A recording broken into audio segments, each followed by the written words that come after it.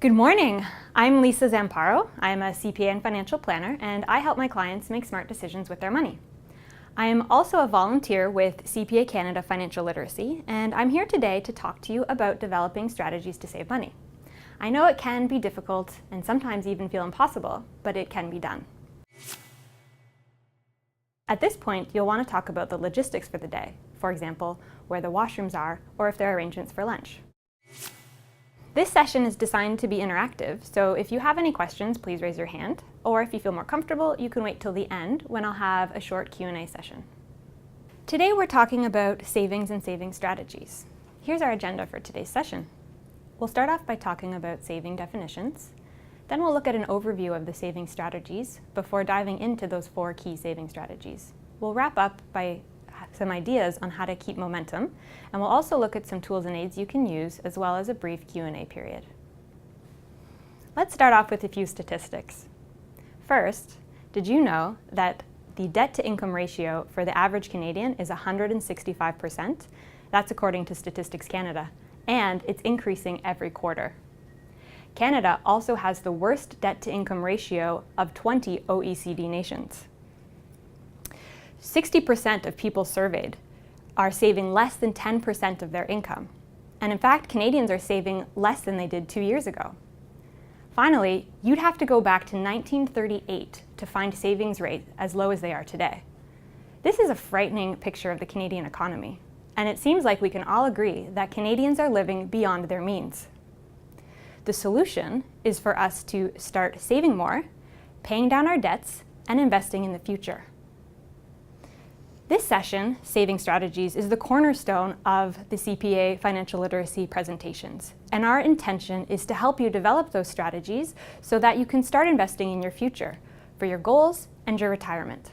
So we're going to start by looking at a definition of savings. There's really 2 ways that you can save. The first is by saving from what you earn, which is the act of withholding a portion of your income today for tomorrow. And it's also a part of your disposable income not spent. The second way is by saving from what you spend, which is cutting back on your expenses as an act of economizing, or a reduction in cost. Now, it's important to know that these 2 types of saving work hand in hand. Let's look at an example to understand that. If you decide to save $200 from your income and take it out of your paycheck, put it away into a savings account, that's great. But if you're already spending everything that you earn, you're also going to need to reduce the amount that you're spending in order to accommodate for that extra $200 of savings. If you don't reduce your expenses, you'll end up spending more than you earn and incurring more debt. Not exactly the situation that you want to get yourself in. There's another way that you can get around this by making a commitment to save any increased income that you have. For example, if you get a raise, receive a bonus, or maybe some extra money at Christmas.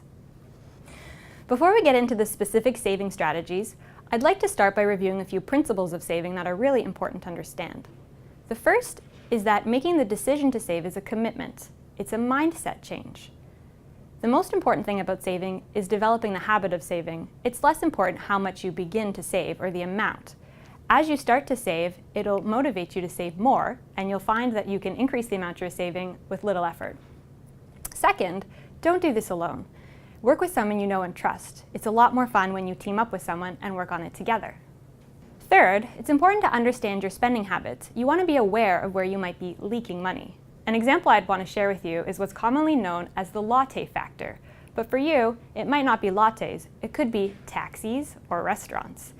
Basically, what this factor is talking about is small spending that happens frequently over a long period of time can add up to big dollars. So when we look at lattes, if you spend $5 a day on a coffee, over 5 days a week when you go to work, over the course of a year, that's $1,000. And that $1,000 could be spent on a great vacation on a beach. Fourth, review your spending commitments. It's important to know what those fixed expenses are that you can't change. You'll need to work around those as you develop your savings plan. When we get into these saving strategies, keep in mind that they might not all be right for you. It's up to you to understand which one would best fit into your lifestyle. So now we're ready to talk about those specific saving strategies. The first strategy, number 1, is to pay yourself first. Number 2, do a budget. Strategy number 3, save from your investment income. And strategy number 4 is expenditure management. So let's start with strategy number 1, pay yourself first. Pay Yourself First encompasses two key points. The first is an automatic transfer, which means you're going to set up a transfer from your bank that sends money from your checking account right into your savings account without you having to do anything. That's why this strategy is considered one of the easiest or simplest ones to understand. The second component, as I mentioned before, is to make sure that you're reducing your expenditures accordingly so that there's enough money in the bank at the end of the month for you to cover all of your expenses. There are lots of different savings accounts that you could use, for example, an RRSP or a TFSA. It can be confusing to know which one's right for you, so I'd encourage you to speak with a financial advisor to help figure out which one would work best. As I mentioned before, it's important to track your progress against your savings goals, and here's an example of how you might do that. The first step would be to set your savings target. That's something that you decide. Then you're going to track your actual savings against that target, and the most important part at the end is to look at the gap between what you actually saved and what your target was. At that point, you'll need to determine what the appropriate actions are that you can take to make sure that you reach your target. When it comes to setting your savings target, if you're not sure what your target should be, you could always ask a financial advisor or financial planner to help you make that decision. This would be a good time to go over some definitions. The first is a GIC. That's a Guaranteed Investment Certificate, and it's a secure investment that guarantees 100% of the original amount invested. Next is an RPP, or a Registered Pension Plan. It's a pension plan that has been set up by your employer and is registered by the government to provide you with a pension when you retire. Third is an RRSP, or Registered Retirement Savings Plan. This is a savings plan that you establish and the government registers, and to which you, your spouse, or your common law partner can contribute. Any income earned in an RRSP is generally tax-free as long as it stays within the plan, and you're generally taxed when you withdraw from it. An RESP is a Registered Education Savings Plan. This is a savings account that you as a parent or grandparent could contribute to on behalf of your child or grandchild. They're known as the beneficiary of the account. When that child is ready to go to post-secondary education, they're able to use that money to pay for their schooling. Last is a TFSA, or tax-free savings account. In this account, any income that you earn is tax-free, and withdrawals are also tax-free. So here's an example of how you could track your savings goals. This person has saved $2,000 in their bank account savings and $3,500 in their RRSP for a total savings of $4,500. Compared to their employment income of $40,000, they have saved 11.25% of their income. Now, their savings target was 15%, which means that they missed their target by 3.75%. What does that number tell us? Well, it means that they would need to save an additional $1,500 in order to reach their $6,000 savings target, which would be 15% of $40,000. Now, the hardest part often of creating your savings plan is determining what that savings target should be. So I'd encourage you once again to work with a financial planner or financial advisor to determine which rate is right for you. The great thing about tracking your savings like this is once you write it down, you'll be more focused on your goal. And now, saving strategy number 2, do a budget. This is really a more detailed version of strategy number 1, pay yourself first. So a budget is a spending plan that reflects your income, expenses, and goals. A budget is kind of like a GPS. You can take financial detours, but you'll always come back to your roadmap. When it comes to making a budget, it's like setting goals, and the budget is how you track your progress against those goals. At this point in the presentation, you might like to poll the audience and ask the questions, who in the audience has a budget but it's in their head? And if you do have a budget, are you sticking to it? After you ask this question, you might also want to share the statistic that although 77% of people have a budget, only 32% of people actually stick to it. This will help make the audience members feel more comfortable and like they're not alone in this challenge. So if sticking to a budget is so difficult, then why do we do it at all? Well, financially speaking, a budget is a written document that helps you track your progress against your goals. Budgeting is a major step that you can take to help you feel like you're controlling your finances and not like your finances are controlling you. Budgeting makes it possible for you to plan effectively for your future goals, whether those goals are to buy a house, to save for education, to save for retirement, or maybe go on a trip. Here are the steps to creating an effective budget. First, financial analysis. you need to know where you stand right now. Second is goal setting. What is it that you want to accomplish? Third, you'll create an action plan. What are the steps that you're going to take to reach those goals? Fourth, you'll need to look at the tools and resources that you have available to you that will help you implement and monitor your budget. Last, most important, measuring success. You have to track your progress against your goals. On the topic of goals, let's talk about SMART goals. SMART goals are those that are specific, measurable, attainable, realistic, and time-framed. The best way to explain a SMART goal is for me to give you an example. So, I would like to take a 1-month trip to Australia. That's pretty specific. I'm going to spend $5,000 on my travel and accommodation. That number makes it measurable. Attainable, well, in order to spend that money, or that little money, I'm going to make sure that I travel during the off-peak season, and I'm going to do a lot of research to find affordable accommodations. I'm going to need to save $400 a month in order to reach my savings goal for this trip. In order to know if that's realistic, I have to have a budget. And last, time framed, I want to take this trip in 1 year. At this point in the presentation, you might like to ask the audience for examples of their own goals to reinforce the idea of SMART. You'll also have a goal-setting worksheet that you can hand out. The budget fill in the blanks. This table here shows you an example of a budget. There are 4 different categories of expenses. Fixed expenses are things like your housing and your car payment. They typically don't change month by month. The second category are variable expenses, things like food, transportation, or your heat and electricity. Discretionary expenses are things like clothing, restaurants, the stuff that you spend on for fun. The last category, periodic, are the expenses that don't happen as frequently, but could tend to be a little bit larger in size. For example, maybe paying for summer camp. You'll notice on this budget that there's a column for the budget, and there's also a column for the actuals. We're reinforcing the idea that it's so important to track your actuals against your plan. When you notice differences between your actuals and your budget, you have one of 2 options.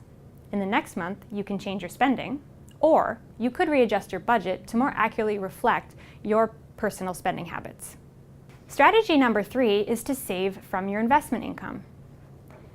A friend of mine once complained to me that he wasn't making any money from his investments. When I pointed out to him that he was spending all of the interest and dividends, he said to me, "So what?" He didn't understand how important it was to reinvest those dividends and interest back into his portfolio, to include them in his total portfolio growth. It's not just about capital appreciation, it's also about dividends and interest.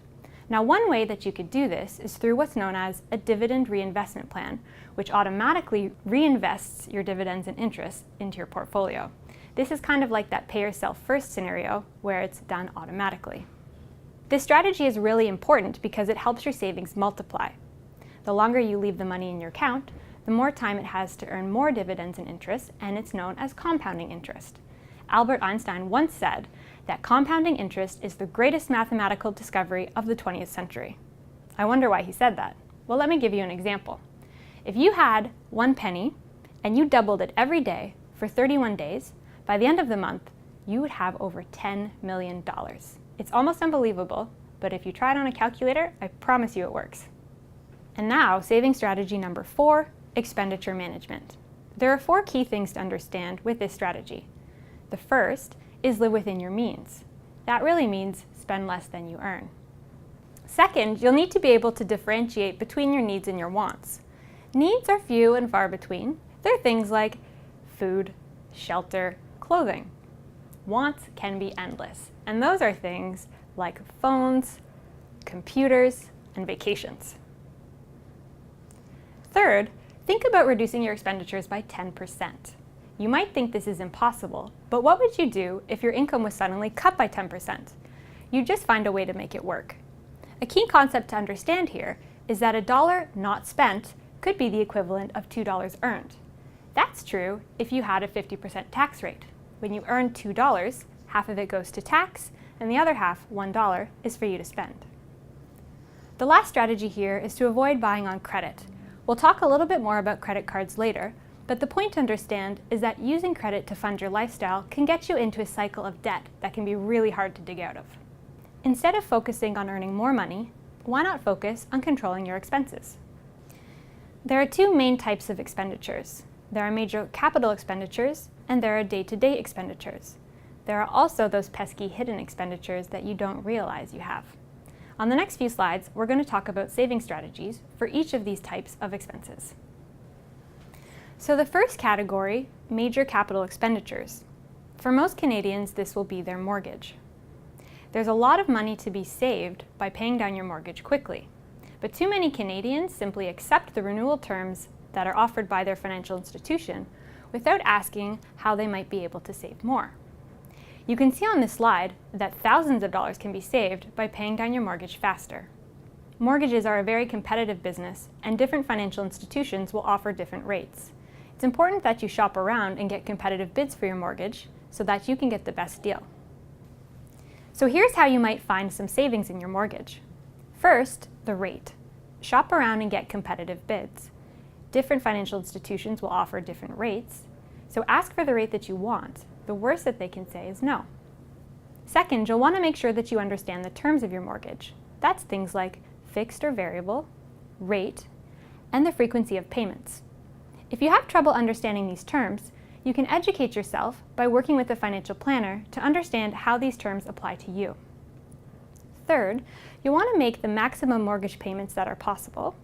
And last, take advantage of any options within your mortgage for one-time lump sum payments during the year. At this point, you can challenge the audience as to how they might save on their mortgage interest by asking them which of these strategies would work for them.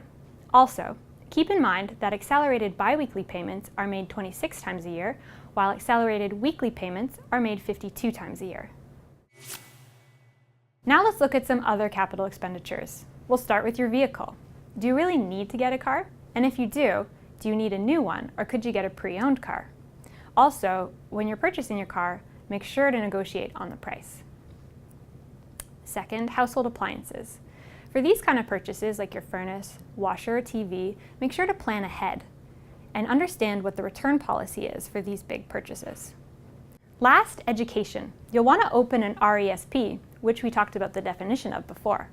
You can also consider some other financing options, like bursaries or scholarships. At this point in the presentation, you can ask the audience for their ideas on how they might save in this category of expenditures. You could also ask them for ideas on how they saved for their education. Let's talk about day-to-day expenditures. This part of the presentation is meant to be interactive. You're going to poll the audience and ask them for 2 ideas on how they can save money in each one of these day-to-day expenditure categories. How do you think you might save money in some of these categories? Food purchases. Make sure you shop with a list, and you could buy in bulk. Household operating expenses. This one might sound counterintuitive, but you have to make sure to maintain your house appropriately, like replacing windows and having the furnace looked at. Transportation. Consider your options. You could take the subway, or instead of buying a new car, you could buy a pre-owned one. Where you make your purchases. You might like to avoid shopping in areas downtown where the rents and therefore the prices are higher, or you could use coupons. Clothing. Well, when you're shopping for clothing, consider the difference between trendy items and classic items. You don't want to spend as much on the trends because you'll want to replace them more often. Personal care or luxury expenses. It's fun to go to the spa, but maybe try to reduce it to only a few times a year. You could also consider having your friends over for dinner instead of going out to a restaurant. Vacation and travel. You could think about buying last-minute tickets or traveling during off-peak season. Memberships. This includes things like a gym membership or a membership to a golf club. You want to look at the value you're getting and how often you use the membership to make sure that it's worth the money that you're spending. Lottery tickets. I might suggest that you don't buy these. Consider this. If you were to spend $20 a week over 35 years on lottery tickets, at a rate of return of 10%, that money could grow to over $300,000. When I compare having $300,000 guaranteed to the chance of winning money, I'd rather have the $300,000. To me, that's a win. The last category, hidden expenditures. Now we're going to talk about credit cards. Do you know what interest rate you pay? Most credit cards charge between 18 and 22% interest per year. If you're carrying a balance on your credit card and paying that much interest, that's a problem that really needs to be solved. You might want to consider asking for some financial advice, either from a financial advisor or from a trusted friend. Do you pay interest each month? As I just described, the interest rates are so high that it can get you into a cycle of debt that can be really hard to climb out of. If you're in a cycle of debt, do you have a solution for getting out of it? Here are some suggestions on how you might do that. First, you'll want to list all of your credit card debt in order from the highest interest rate to the lowest interest rate. You'll want to make minimum payments on all of the cards, but you'll put more money towards paying down the highest interest rate card first. After that's paid off, you'll move on to the next, and so on and so forth, until all the debt is gone. While you're doing that, you might want to consider cutting up all of the credit cards or only keeping one or two for emergency purposes. If you can, I'd recommend sticking with cash. Did you know that people will spend 23% more when they're using their credit cards compared to when they're using cash? For that reason, cash is king. If you're having a lot of trouble paying off your credit cards at such a high rate, you could consider consolidating your loans, consolidating your credit card debt into a loan or a line of credit. Then you can focus on paying one payment each month, hopefully at a lower interest rate. At this point in the presentation, you can ask the audience how many of them review their credit card statement on a monthly basis. You should probably also remind them about that scary box on the front of their statement that tells them how long it will take them to pay down the debt if they only make the minimum payments. So now that we've reviewed all 4 of the saving strategies, let's talk about how you can keep momentum. First, create a plan. Measure yourself against your goals. Your financial plan is like your roadmap that will help you navigate your future. Focus on making your hard-earned money work to achieve your financial goals. Your success depends on controlling your expenses and living within your means. Remember when we talked about the latte factor? Finally, observe your actions in daily financial decisions. Your financial plan is a living document that will need to be revisited and adjusted depending on your financial reality. Here are some tools and aids that you can use to help you get started implementing your saving strategy. You can access a budget calculator on the Financial Consumer Agency of Canada website. The link is here on the slide. We've also given you 2 worksheets. There's the goal setting worksheet and the values validator. This is the part of the presentation where you'll open the floor to question and answers. If any participants ask you questions that you're not sure how to answer, it's okay to let them know that you'll get back to them. You can give them your business card or share your contact information. Thank you so much for your time and attention today. I hope that you've enjoyed learning about these different saving strategies and that we've given you some ideas on how you can implement them in your day-to-day financial life.